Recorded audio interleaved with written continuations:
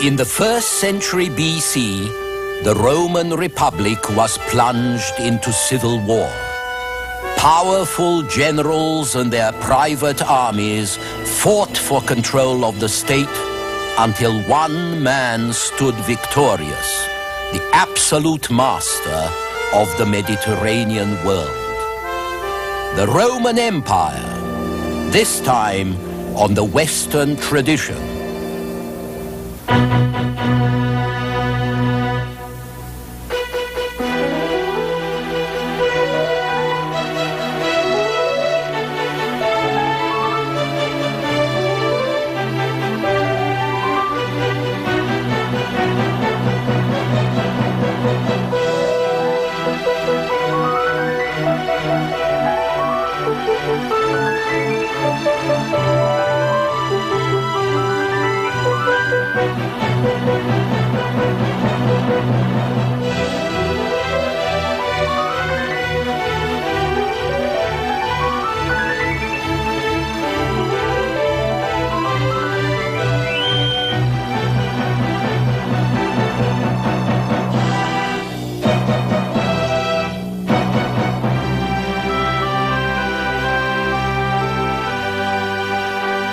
And now UCLA professor Eugene Weber's continuing journey through the history of Western civilization. When we left Rome at the end of the 2nd century BC, it was triumphant in its growing wealth and power. But if you were an ordinary Roman, there was also a great deal to be worried about. The wars of expansion into Greece and Asia had dealt a terrible blow to small freehold farmers who were the mainstay of the Roman state. Those who went off to war returned to find their farms gone to pot, and they were the lucky ones. A lot of men never returned at all. Once back home, the survivors had trouble re-establishing their holdings. Cheap grain was now pouring in from the provinces, the same provinces, ironically, that the farmer soldiers had helped to conquer. With so much grain now available on the market, prices plummeted.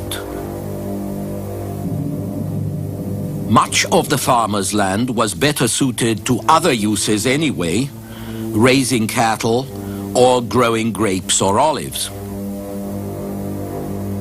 And all of these could be worked cheaper on much larger spreads by slaves provided in great numbers and who furnished hard labor in return for bare subsistence. The family farmer could not compete. The rich who found the capital to buy up the small farms got richer, while the farmers got poorer, and a lot of them sold out to large landowners. They moved into the city to swell the number of proletarians, to live on the bounty of the state, and to be manipulated by the politicians.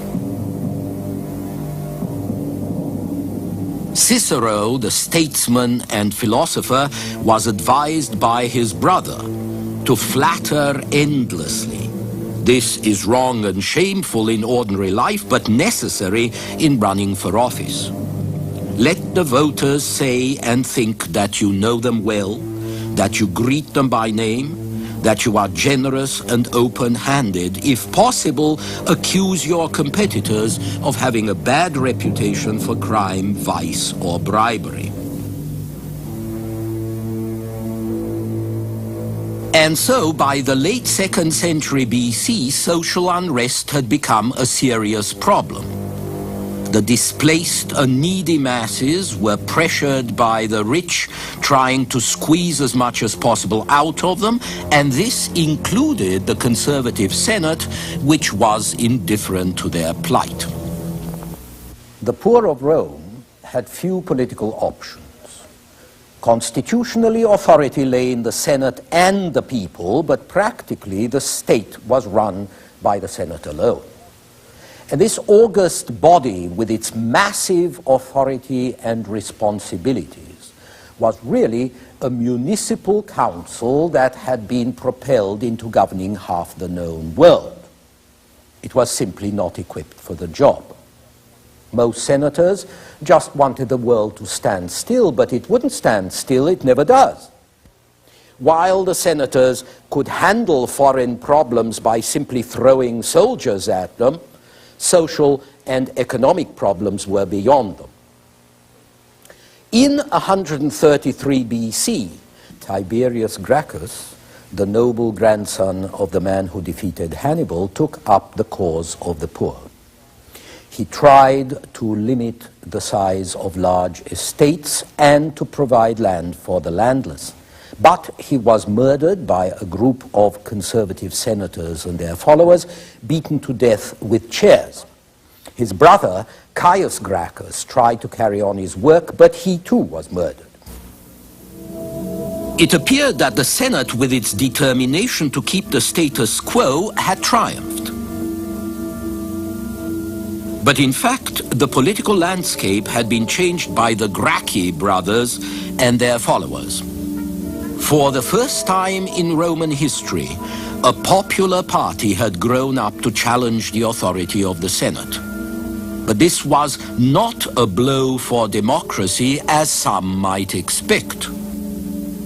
On the contrary, the situation was made to order for men like Julius Caesar, who knew how to use and manipulate class hatred and social unrest for their own careers. Caesar was one of several outstanding generals who were also politicians, men who married politics to the army in the 1st century before Christ. Marius, Sulla, Pompey, and Caesar, they would all become dictators in turn, either in the name of the people or of the Senate and so-called tradition. It didn't seem to matter which. The 1st century BC was a bloody time of plots and rivalries among men who were too powerful to be stopped themselves, yet not quite powerful enough to stop others from following in their footsteps.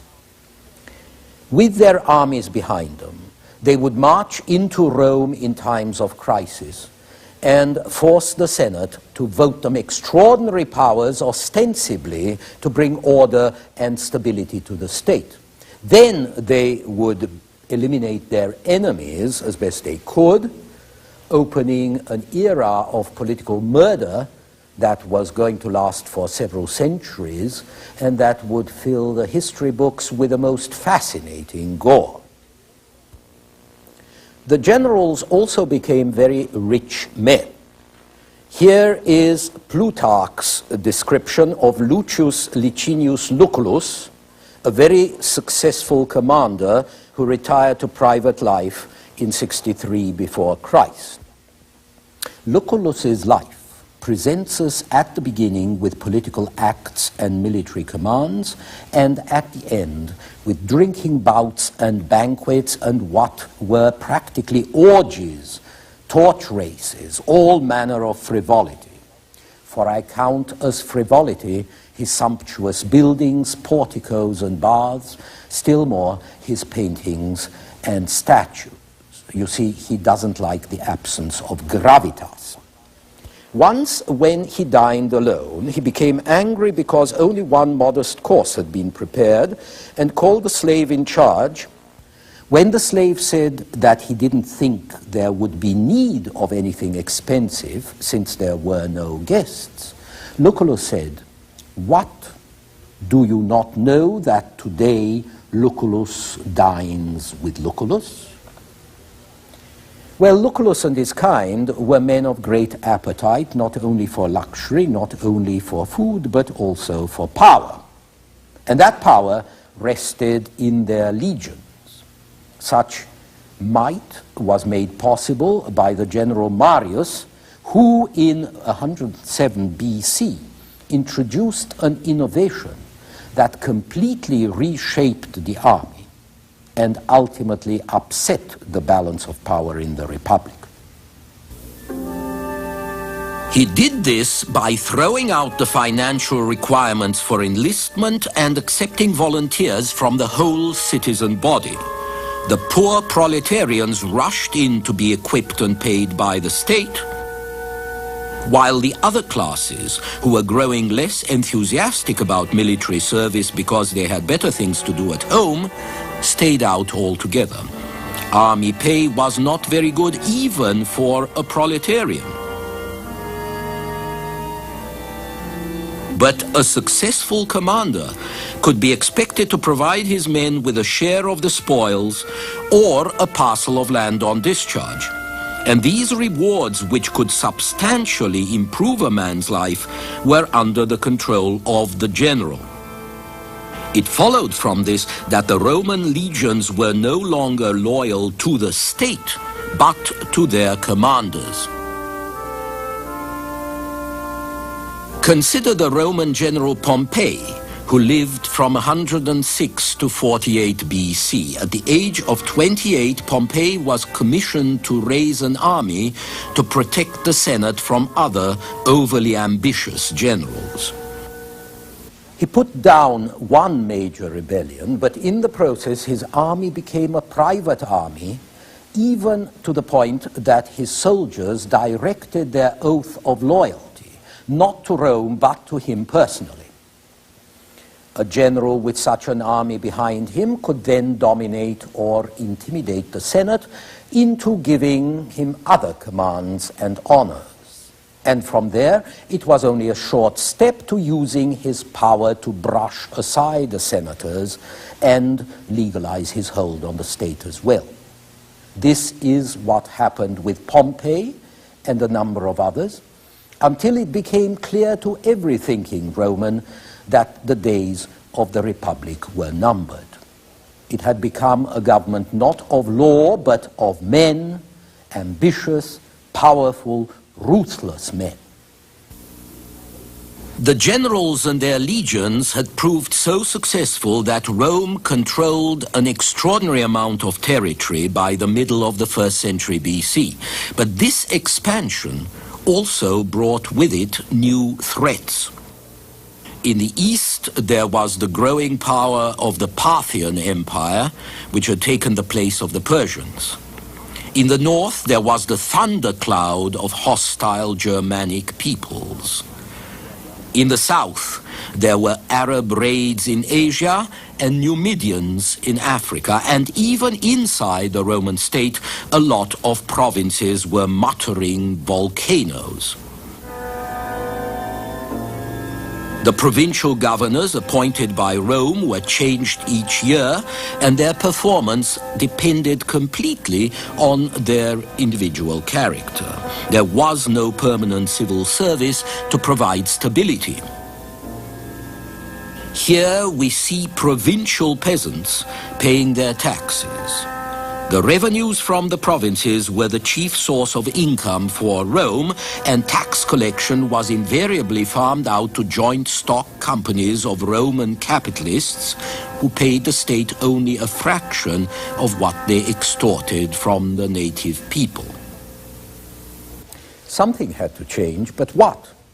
The necessary reforms could not come from the Senate because it was too conservative and it was losing its grip anyway.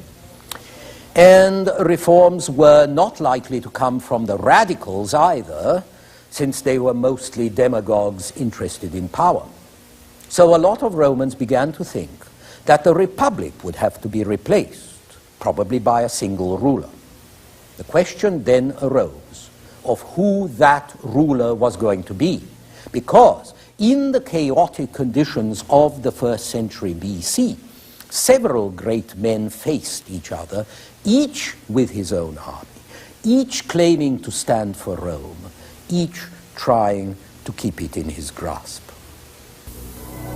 In the end, this struggle left Julius Caesar victorious. He took power in 46 BC, and at once the Senate rushed to load him with honors.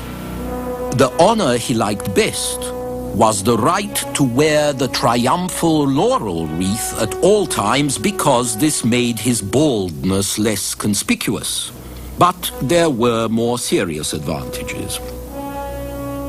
He was voted consul and the first dictator for life. The month of his birth was called by his name, July. And he was given the title of Imperator, which used to mean simply victorious general, but which came to mean what it now signifies, emperor, sovereign ruler. Caesar did not live long to enjoy his power. After only 2 years of dictatorship, he was murdered in the Senate in 44 BC by men who were not willing to see the Republic die so easily. But the Republic was doomed in spite of the senators' efforts. There was another period of anarchy and bloody struggle before Julius Caesar's grandnephew, Octavian, vanquished his uncle's enemies and his own. In 31 before Christ, at the Battle of Actium, he defeated his last serious rival, Mark Antony, who had allied himself with the last Ptolemy queen of Egypt, Cleopatra. And so, Octavian was now the absolute master of the empire. He inherited all of Caesar's powers, and he increased them further. Within 4 years of Actium, the Senate conferred upon him a combination of military and religious titles, Emperor Augustus, and so he too got a month of his own. The greatest monument to the long reign of Augustus was going to be the Pax Romana, the longest period of peace and stability the Mediterranean world has ever known. Augustus's two main props were the imperial bureaucracy and the imperial army of defense, which were both under his authority. Although ostensibly he ruled with the Senate, he saw to it that the Senate was colonized by his men and that the imperial civil service, which was nominally under Senate scrutiny, was filled with his choices too. In fact, he dominated everything. These civil servants would prove indispensable to the sprawling empire, and the growing number of administrators reflected a new degree of social mobility and opportunity, because these people were being recruited from the general body of citizens, not just the patricians. Sometimes they might even be ex-slaves or freedmen. At the same time, Augustus tried to reawaken Rome's citizens to their civic duties in order to keep them loyal to the state. He tried very hard to revive the old Roman virtues, using Roman history and legends very much as American history was once used to discourage small children from telling lies or to encourage adults to patriotism and enterprise. All this, however, depended on the army, or rather on the fundamental stability and security that only the army could provide.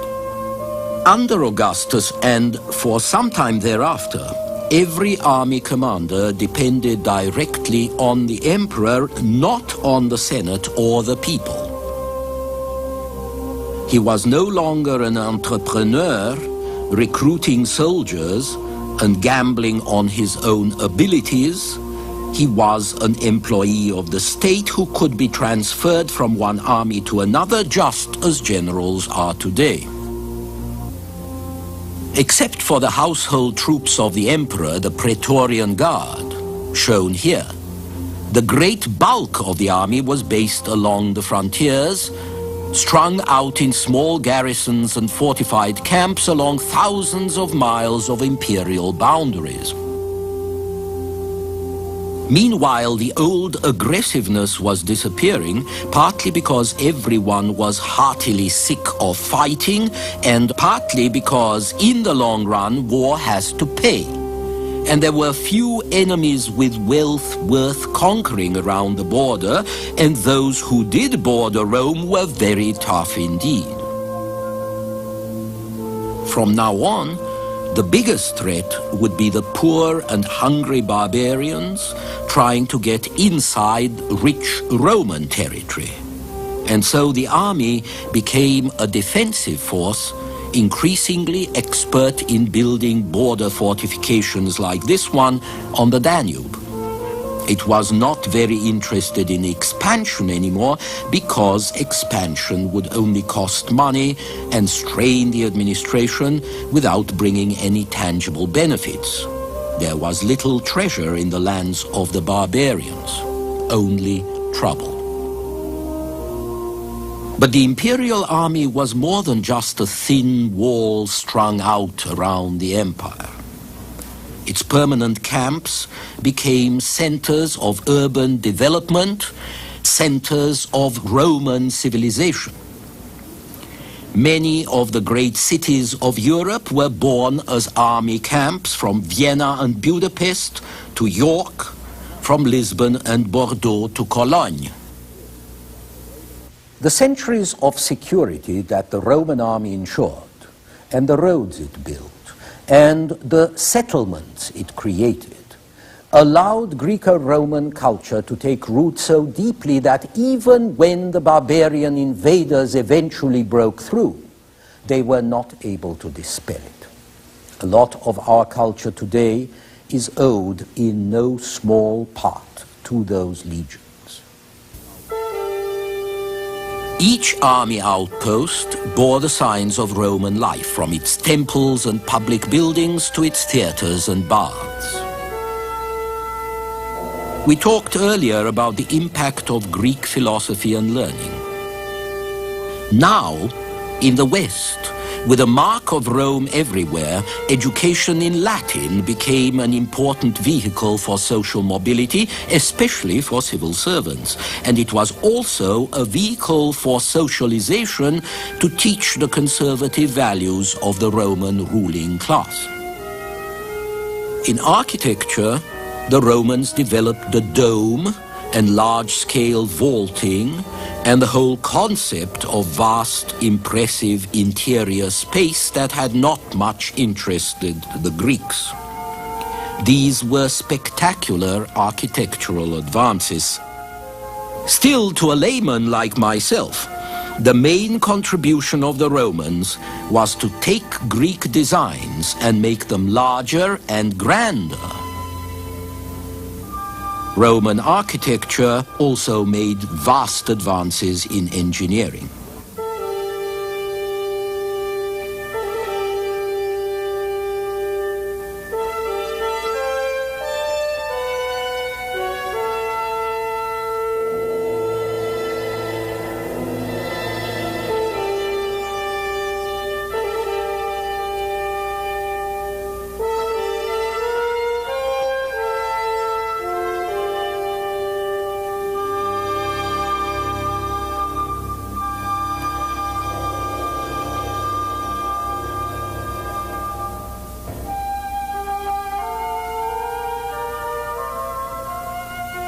Roman sculpture reflects Roman practicality. It brought a new realism to the Greek models, which Romans had been copying for centuries. You can see it especially in the portrait busts of the emperors, which were to be found in every corner of the empire. Augustus and his Pax Romana preserved the Roman or Greco-Roman tradition. Without him, Rome would have lost her conquests one by one and seen them relapse into barbarism or degenerate into petty tyrannies. The barbarians of the east and the north would have invaded Roman territories centuries before they did. A parochial Rome would certainly have been destroyed by civil war, and the great institutions of Hellas would have been choked by debris instead of being carried forward by conscientious Roman students. And when Christianity came in, during the 1st century AD, this imperial Roman tradition, which the reforms and the will of Augustus had made possible, would profoundly influence the organization and the thinking of the church. The imperial tradition would Romanize Christianity, would help make it the great organized, centralized, bureaucratized institution it eventually became, quite literally the Church of Rome, as we shall see next time.